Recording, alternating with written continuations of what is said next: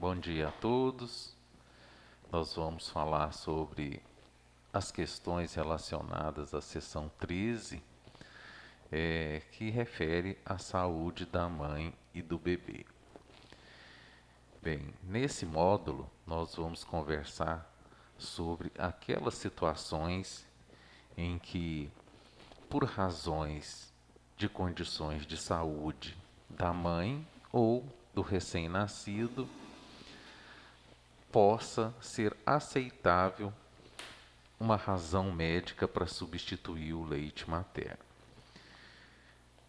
Tem que ficar claro que os benefícios da amamentação são inquestionáveis para a saúde materna e neonatal, na amplitude do conceito de saúde, seja os aspectos nutricionais, imunológicos, físicos, psicológicos e dentre outros. Então isso é fundamental, que a gente reconheça, né, que é um direito materno e um direito neonatal à amamentação. O aleitamento materno, então, só deve ser suspenso em situações que possam causar danos à saúde materna e ou à saúde neonatal. Essas situações, na maioria das vezes, são temporárias e raramente são situações permanentes. A habilidade e o conhecimento técnico dessas situações pelos profissionais envolvidos vão promover e manter a amamentação na maioria das situações. Então, as razões médicas aceitáveis para substituir o leite materno estão relacionadas às condições da criança e da mãe.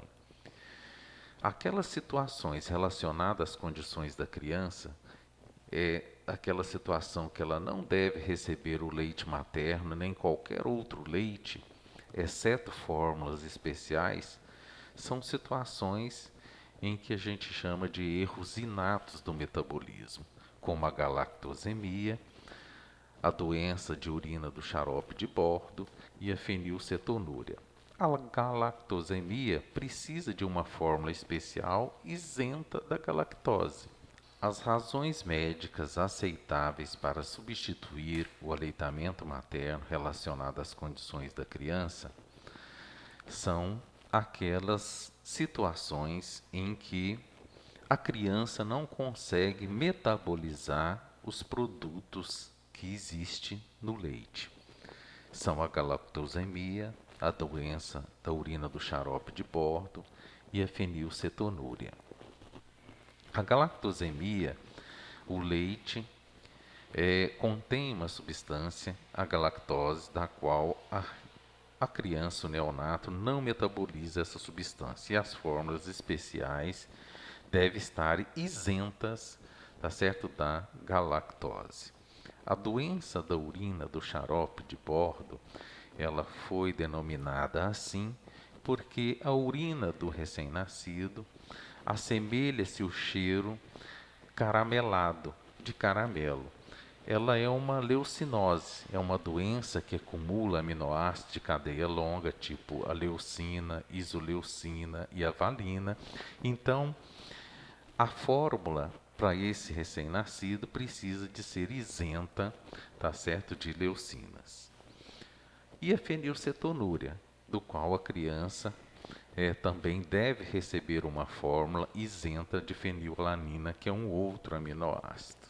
Então, as lesões pelo herpes simples podem ser também contornadas e, uma vez que o contato direto com essas lesões é a principal forma de transmissão para o recém-nascido, medidas podem ser adotadas, como eu disse, né, ocluir as lesões, fazer o distanciamento até que essas lesões estejam na forma de crostas, tá certo? Amamentar na mama sadia, proteger a mama afetada, lavar e higienizar bem as mãos, tá certo? Então, nessa situação, a mãe vai poder amamentar com tranquilidade esse recém-nascido.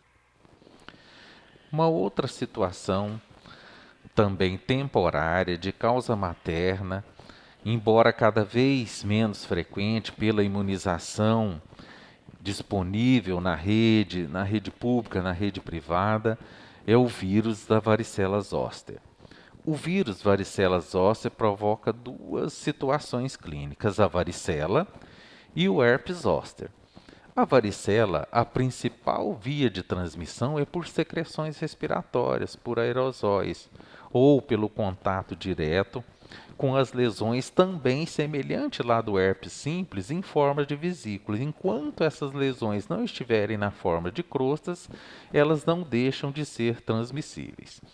No leite materno é pouco frequente a excreção do vírus da varicela, mas o vírus da varicela pode ocorrer uma situação quando da transmissibilidade, uma infecção grave no recém-nascido. Então, se a varicela acontecer 5 dias antes do parto e até 2 dias após o parto, essa mãe tem que adotar medidas rigorosas de isolamento, de distanciamento, tá certo? E a criança vai poder amamentar assim que ela fizer a imunoglobulina, 125 unidades intramuscular, até no máximo 96 horas, tá certo, dessa exposição. Então, o distanciamento materno está preconizado até que todas as lesões estejam na fase de crosta. O leite materno pode ser ordenhado e oferecido ao recém-nascido. A mãe vai usar máscara, vai ocluir as lesões, vai lavar a mão, tá certo? E vai usar o álcool gel. E então, essa criança, uma vez recebendo a imunoglobulina, tá certo? Ela pode receber o leite materno ordenhado, né, e oferecido pela mãe. Então, a varicela que acontece entre 5 dias antes do parto e até 2 dias do parto oferece risco para a criança. Fora desse período crítico, a mãe já apresenta anticorpos neutralizantes, a doença é leve e o aleitamento materno é permitido. Dentro daquele período, tem que cumprir todos aqueles critérios que a gente colocou. Fazer imunoglobulina, ter os cuidados, tá certo? O isolamento da mãe, ter o cuidado com as lesões diretas, com as vesículas, cobrir essas lesões, tá certo? Ordenhar o leite e oferecer para o recém-nascido. Como eu disse, o vírus varicela zoster pode dar duas situações clínicas, a varicela e o herpes zoster. A varicela, a transmissão é por secreções respiratórias e por contato com as lesões, contato direto com as lesões. Já o herpes zoster, ele só transmite pelo contato direto com as lesões. Então, o herpes zoster é uma situação em que a mãe já teve varicela e, num segundo momento, houve reativação do vírus varicela zoster e ela apresentou o zoster.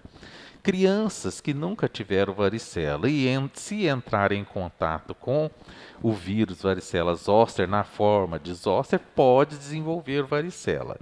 Então a gente vai ter que ter o cuidado com esse recém-nascido, semelhantemente à mãe com varicela. Então a mãe vai ocluir as lesões, vai fazer higienização das mãos, tá certo? E vai ser oferecido para esse recém-nascido a imunoglobulina também, a antivaricela zoster, na dose de 125 unidades intramuscular para cada 10 quilos, tá certo? E aqui nesse caso, geralmente dose única, porque o recém-nascido não vai ultrapassar os 10 quilos. E aí esse leite pode ser ordenhado e oferecido para a criança, depois da imunoglobulina e também depois que todas as lesões estiverem na forma de crosta. A mãe deve praticar, né, o distanciamento até que todas as lesões estejam na forma de crosta também. Na mãe com varicela, ela vai precisar de usar máscara. Na mãe com o filho com herpes zoster, não vai precisar de usar máscara para amamentar o seu filho. Bem, outras situações preocupantes também são as hepatites virais. A hepatite, principalmente a hepatite A, a hepatite B e a hepatite C. A hepatite A, na infecção aguda, ela ocorre presença do vírus da hepatite A no leite materno. Então, a transmissibilidade da hepatite A é uma transmissibilidade fecal-oral, na maioria das vezes, pela água, os alimentos, tá certo, contaminados, ou a contaminação durante o parto, e tá certo, o vírus pode ser excretado no leite materno. Nessa situação da infecção aguda, o recém-nascido precisa também receber a imunoglobulina na dose de 0,02 ml por quilo intramuscular, independente da amamentação.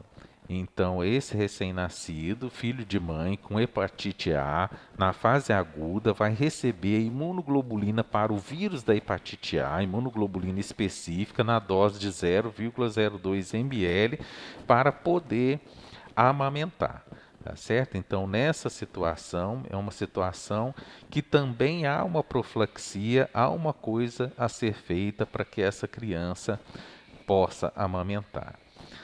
A hepatite B também é uma situação de preocupação. A transmissão da hepatite B, ela acontece por todos os líquidos corporais maternos, daquelas mães que são HBS, AG positivo e mais ainda aquelas que são HBE positivas. Então, a transmissão pode acontecer por via sexual, intraútero, no trabalho de parto e neonatal, tá certo? Então, essas mães HBS, AG positivo e muito mais, se forem HBE positivo, têm alta carga viral e ela pode ser transmitida por outros líquidos corporais, embora seja predominantemente por sangue e secreções do canal do parto. Então, a criança que adquire o vírus da hepatite B, ela tem um risco de 90% de chance de se tornar um portador crônico do vírus da hepatite B. Um adulto que adquire, que entra em contato com o vírus da hepatite B é diferente, 90% soroconverte, clareia o vírus, soroconverte o HBS em anti-HBS, tá certo? E não vão desenvolver doença em mais de 90% das vezes. Mas o recém-nascido, esse risco é muito alto de se tornar portador crônico. Como é que vai se eliminar o risco da transmissão por sangue, secreções e o aleitamento materno? Faz-se a vacina desse recém-nascido nas primeiras 12 horas de vida e em todas as mães HBsAg positivo vai se fazer adicionalmente a imunoglobulina para o vírus da hepatite B. Faz 0,5 ml intramuscular, tá certo, da vacina e da imunoglobulina, tá certo, em grupos musculares separados, e a criança então está em condições de amamentar sem o risco, tá certo, da transmissão por sangue e secreções. Embora essa mãe deva ser orientada em relação às fissuras mamárias também, tá certo? Não amamentar durante o período de fissura, tá certo? Enquanto ela não tratar da hepatite B. Então, outra situação é a hepatite C. A hepatite C, a principal forma de transmissão é por sangue. E a hepatite C no leite materno não tem um papel bem definido na literatura e não está contraindicado a amamentação.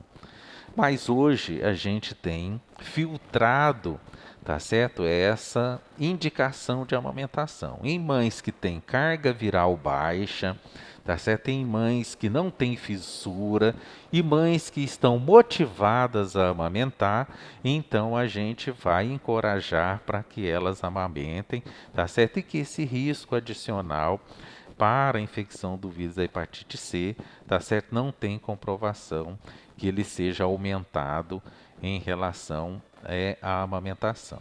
Então, em outro cenário, essas mães com carga viral elevada, com mamas desfavoráveis para a amamentação ou na presença de fissuras, então essas mães a decisão deve ser compartilhada porque o risco, tá certo, dessa criança adquirir o vírus C passa a ser maior, embora também o vírus deglutido que passa pela via digestiva também não tem na literatura, tá certo, respaldo de que essa infecção seja uma via eficiente de transmissibilidade. Então, as crianças de mãe, filhas de mães anti-HCV positivos, geralmente está recomendada a amamentação, salvo em situações especiais. Na maioria das vezes, aconselha-se a amamentação. O benefício de se amamentar ainda supera os riscos, tá certo? Mas essa mãe tem que estar muito bem orientada em relação às fissuras mamárias, ela tem que estar em segmento para se conhecer a carga viral, tá certo? E ela tem que estar muito bem esclarecida no cuidado da mama, tá certo? Para evitar que haja sangramento ou que tenha fissuras ou que ela amamenta numa situação de maior risco para o recém-nascido. Então, outra situação em relação à rubéola e à cachumba, também está recomendado a amamentação. Essas duas patologias, geralmente, quando na rubéola a mãe apresenta o exantema, ela já se expôs a 10 dias antes desse exantema. Então, ela já tem anticorpos protetores. E então, a doença, na maioria das vezes, vai ser assintomática ou subclínica. E a mãe já apresenta, na época do exantema, já anticorpos neutralizantes. Então, é mais benéfico que essa mãe continue a amamentar, porque ela vai transferir anticorpos a suspender essa amamentação. Então, está aconselhável, tá certo? Que ela, na situação de rubéola, tá certo, também ela possa amamentar. Lembrar que a rubéola ainda vai transmitir por mais 15 dias depois do exantema, então ela tem que adotar medidas, tá certo, para evitar a transmissibilidade. Vai usar máscara cirúrgica, lavar as mãos e manter o distanciamento durante esses 14 dias, 14, 15 dias após o exantema. A cachumba da mesma forma. Quando a mãe apresenta a parotidite, ela já se expôs a 7 dias antes da parotidite, então ela já tem anticorpos protetores, vai continuar transmitindo mais em torno de 5 dias a 7 dias, e ela tem que ter o cuidado, então, de precauções respiratórias, usar máscara, lavar as mãos, usar álcool gel, tá certo? E ter o cuidado de distanciar, tá certo? Nesses dias seguintes de maior transmissibilidade. Uma outra condição diferente também é o sarampo.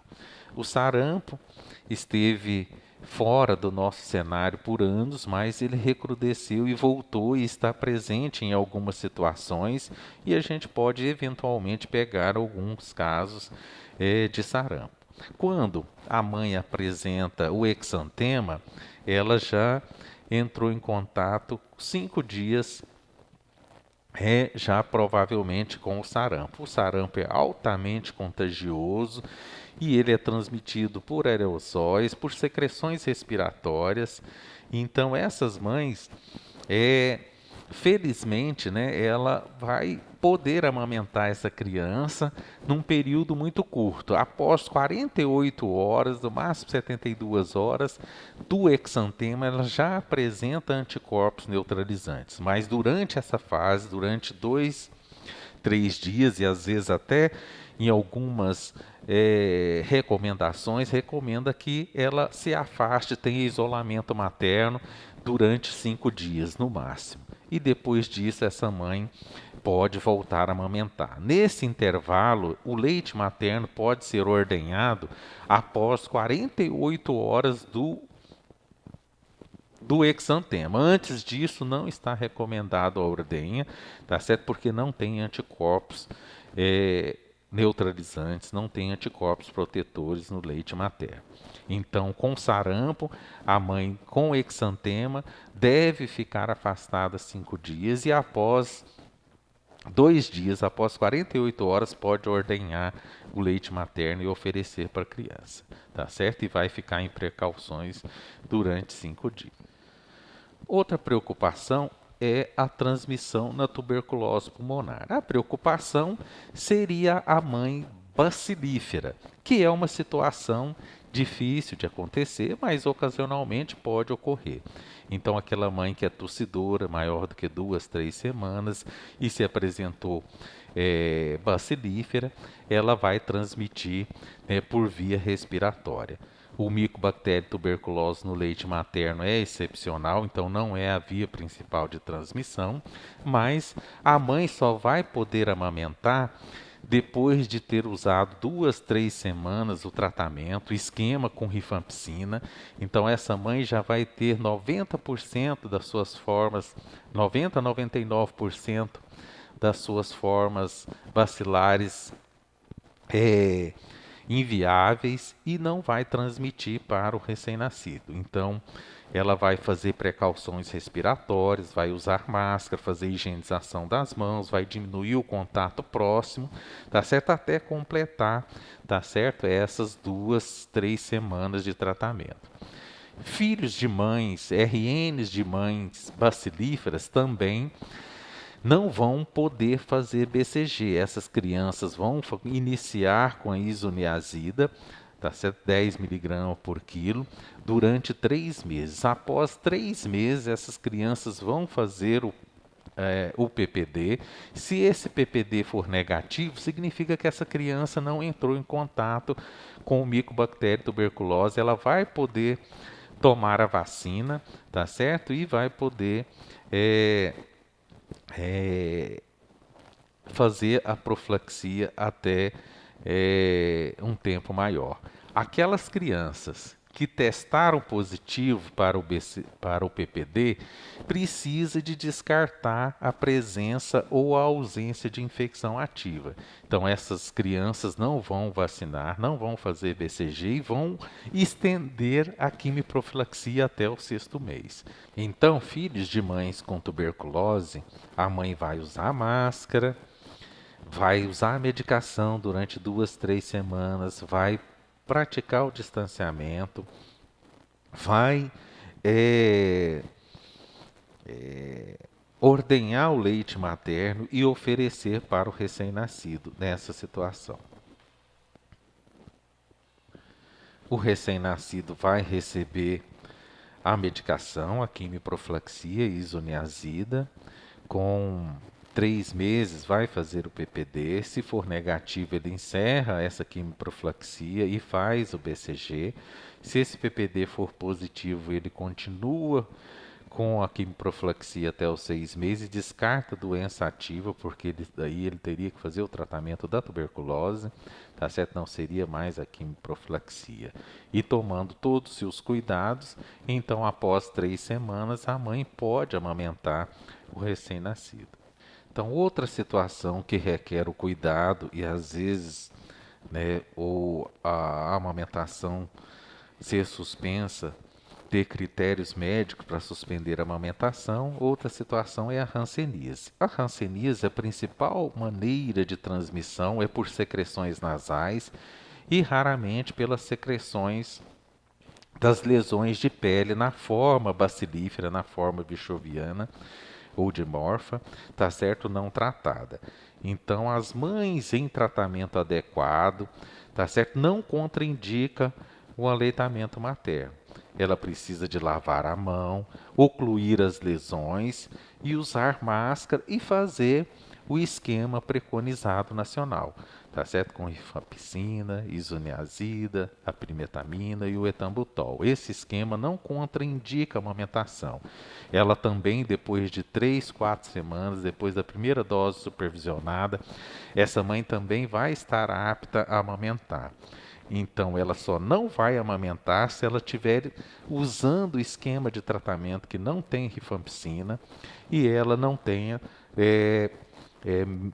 mais de 3 meses usando esquema alternativo com sulfona ou clofazimina. Então, essas mães que não estão usando rifampicina demoram mais tempo para negativar, para inativar, para se tornar bacilíferas ou esses bacilos se tornarem em formas inviáveis, tá certo? Que não possa transmitir para o recém-nascido. Outra situação médica que gera preocupação se vai substituir ou não o leite materno é a doença de Chagas. A doença de Chagas já teve comprovação científica de que ela houve transmissão pela amamentação. A doença de Chagas crônicas não tem nenhuma contraindicação da amamentação. A transmissibilidade é muito baixa, é de evolução benigna, tá certo? E a mãe só não vai amamentar se não houver fissuras. Então, a doença de Chagas crônica não tem contraindicação para amamentação. O benefício de se amamentar é muito maior. A doença tem uma evolução benigna no recém-nascido, se identificada precocemente até o 6º mês de vida. Então, não se contraindica a amamentação. A transmissão do protozoário da doença de Chagas, o Trypanosoma cruzi, é vetorial, às vezes por via oral e também, às vezes, por sangue pelo leite materno. Então, em situações em que tem uma doença de Chagas aguda, tá certo? Na vigência da doença grave aguda, não se faz, tá certo? Não se recomenda a amamentação. Então, o recém-nascido de mãe com doença de Chagas, vista na maioria das vezes e pego na maioria das vezes dos exames sorológicos, se trata de doença crônica, doença que não tem nenhuma contraindicação para amamentação, a não ser, tá certo? Em situações em que ela não possa monitorar a mama, tá certo? Tenha fissuras, tenha a mama desfavorável, tá certo? E aí então ela vai gerar preocupação maior. Mas do contrário, a mãe que possa monitorar a mama, monitorar fissuras, monitorar sangramento, tá certo? É uma chagásica crônica, essa paciente, tá certo? Não tem razões médicas para que ela não amamente, tá certo? De causa ou de condição materna. Outra situação clínica é a mastite e o abscesso mamário. Então, na mastite, que é só aquela lesão avermelhada, inchada, que não tem abscesso, essa mama, a mãe vai poder amamentar, vai iniciar o tratamento e após 24, 48 horas do início do tratamento, ela vai poder já amamentar essa criança. O aleitamento materno é permitido, não tem nenhuma preocupação maior. Agora, o problema é quando tem uma lesão, o abscesso mamário, às vezes já fistulizado, então essa mãe não pode amamentar nessa mama. Esse abscesso tem que ser drenado, tem que ser limpo cirurgicamente, tem que ser ocluído e a mãe então vai poder amamentar na mama não afetada. Na mama, assim que esse abscesso, essa mãe foi drenado, a mãe começou o tratamento, já tem pelo menos 48 horas, ele não está secretando mais secreção piogênica, então ela pode ocluir essa ferida e pode amamentar nessa mama que drenou o abscesso. Vai lavar bem as mãos, vai higienizar bem a mama, tá certo? Vai ocluir a lesão e está permitido a amamentação. A escabiose também é uma outra preocupação, tá certo? Quando encontra uma mãe na enfermaria com escabiose, ela dá à luz e vai então entrar em contato com a criança. Então o aleitamento materno também é permitido, essa mãe vai iniciar o tratamento, tá certo? O tratamento da puérpera é prioritariamente com permetrina 5% ou enxofre 5%, tá certo? Então essa mãe vai poder usar, vai poder tratar essa parasitose, tá certo? Essa condição materna e poder se amamentar sem nenhuma preocupação. Então, essa mãe com escabiose, geralmente na gestação a gente tem muita limitação de droga para tratar, o enxofre e a permetrina. Já na amamentação, durante o período de lactação, podemos usar outros escabicidas, como o benzoato de benzila, a deltametrina, além do enxofre e da permetrina. Tá certo? Só em situações em que tem sarna norueguesa, aí é possível, tá certo? Dependendo do risco-benefício, usar a ivermectina, tá certo? Outra situação também que pode às vezes gerar preocupação são as micoses maternas, tipo a ftiríase versicolor, as dermatomicoses. Então são micoses superficiais que atingem somente o epitélio. Então essas situações não têm contraindicação à amamentação, de maneira nenhuma. Vai se iniciar o tratamento, fluconazol, a terbinafina, tá certo? São medicações que são compatíveis com a amamentação, então vai se cobrir as lesões, higienizar a mão e pode-se iniciar o tratamento e amamentar essa criança, sem nenhum prejuízo, sem nenhuma preocupação, tá certo? Algumas outras situações, às vezes a mãe vai ficar preocupada em amamentar, então essas outras preocupações, as mais importantes, né, são aquelas mães usuárias de drogas. Então, aquelas usuárias de drogas de forma intermitente, tá certo? De drogas ilícitas, pode esperar 24, 48 horas para poder amamentar, tá certo? Durante esse período ela vai ordenhar e desprezar o leite materno e após 24, 48 horas vai poder amamentar a criança. Mães que às vezes, né, fazem tinturas no cabelo, se for tintura sem aquelas formulações que tenha chumbo ou amônia, também vão poder amamentar, não tem nenhuma preocupação de usar, tá certo, as tinturas vegetais que não contenha metais pesados ou amônia, tá certo? Ela pode fazer escova do cabelo desde que não use o formol. A tatuagem não deve ser feita e o botox também não deve ser feito. E a maioria dos medicamentos maternos, tá certo? Eles podem ser modificados, podem ser trocados por uma formulação que é compatível com a amamentação. Então, drogas antipsicóticas, antiepilépticas, anticonvulsivantes, sedativos, hipnóticos, na maioria das vezes tem-se um substituto que pode ser de maneira segura oferecido para a mãe, tá certo? E ela possa amamentar. Então ela deve buscar uma fonte segura de informação, deve ter uma indicação precisa para usar esse fármaco, deve ser um fármaco de uso consagrado, tá certo? Daqueles que os médicos já sabem, né, que tem uma meia-vida curta, uma alta ligação proteica, uma baixa biodisponibilidade oral, um elevado peso molecular, usar por um menor tempo possível, programar o horário de usar essa medicação. Então essas medicações também vão ser possíveis com a amamentação. Então, como eu disse, né, a maioria das situações permanentes são raras, as situações que não são permanentes, né, que são temporárias, elas podem, dependendo da habilidade do cuidador, tá certo? Ela pode ter um conhecimento técnico que possa modificar essa informação e a mãe poder amamentar ou interromper a amamentação por um tempo o mais curto possível, tá certo? Para poder manter o aleitamento materno. Obrigado.